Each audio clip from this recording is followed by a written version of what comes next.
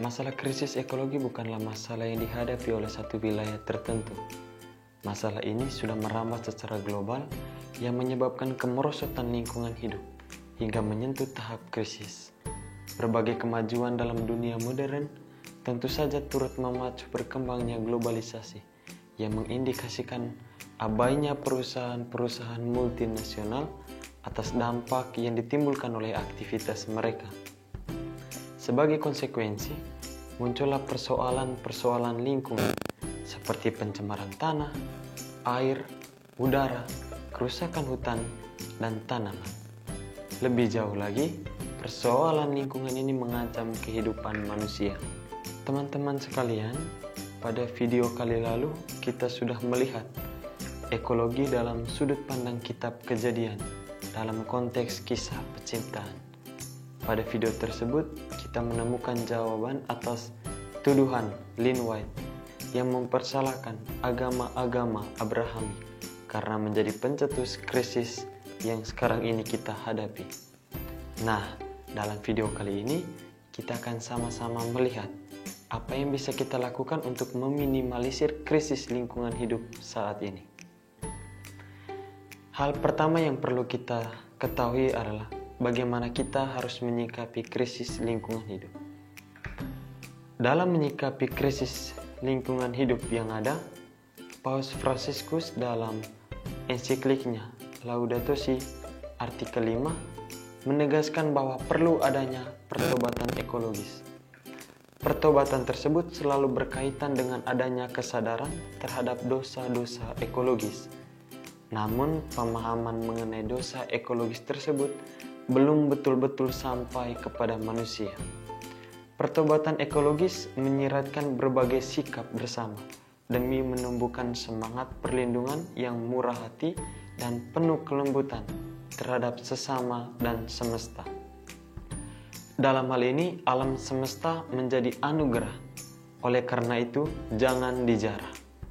Tindakan ini sebenarnya disuarakan juga oleh Paus Benediktus ke-16 dalam hal penghapusan tindakan-tindakan yang dinilai tidak menjamin penghormatan kepada alam. Selain itu, pendidikan akan lingkungan hidup seharusnya sudah tersampaikan ke semua orang melalui berbagai elemen, baik itu keluarga, sekolah, lingkungan masyarakat, pemerintah, dan lain sebagainya. Pendidikan ini penting karena dapat memacu kesadaran untuk menjaga lingkungan sekitar. Lalu hal-hal apa saja yang kemudian perlu disampaikan dan bagaimana pendidikan lingkungan hidup dapat dilaksanakan?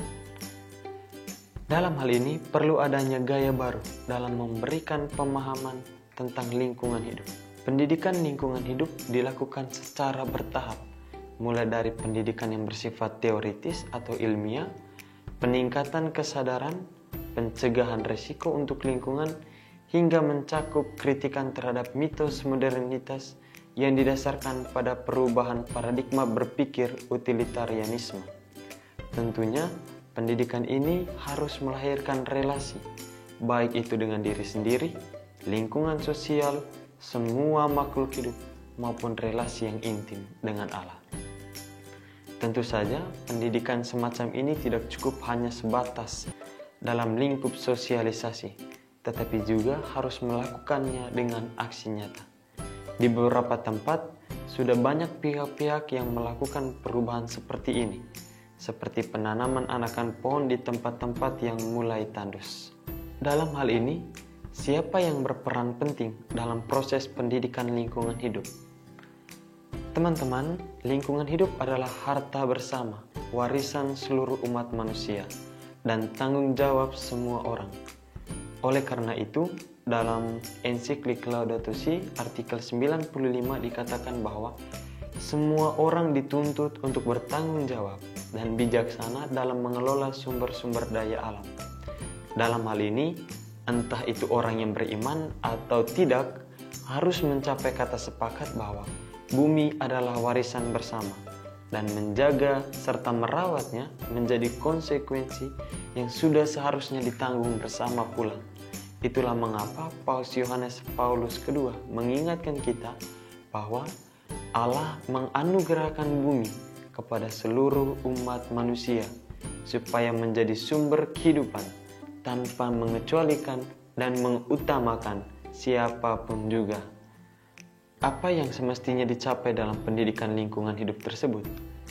Dalam ensiklik Laudato Si artikel 210 dan 211 masing-masing menjelaskan tujuan dari pendidikan lingkungan hidup sebenarnya adalah pemahaman secara mendalam mengenai etika lingkungan, sehingga semua orang dapat bertumbuh dalam solidaritas, tanggung jawab, dan perawatan alam dengan penuh kasih, sehingga terciptanya kewarganegaraan yang ekologis. Dengan catatan, semua orang dituntut berpartisipasi aktif dalam upaya menjaga dan memelihara lingkungan hidup. Jadi teman-teman semua, rawatlah bumi ini dan jangan menjarah kekayaan mereka dengan sesuka hati. Salam ekologi, sampai jumpa di video-video selanjutnya.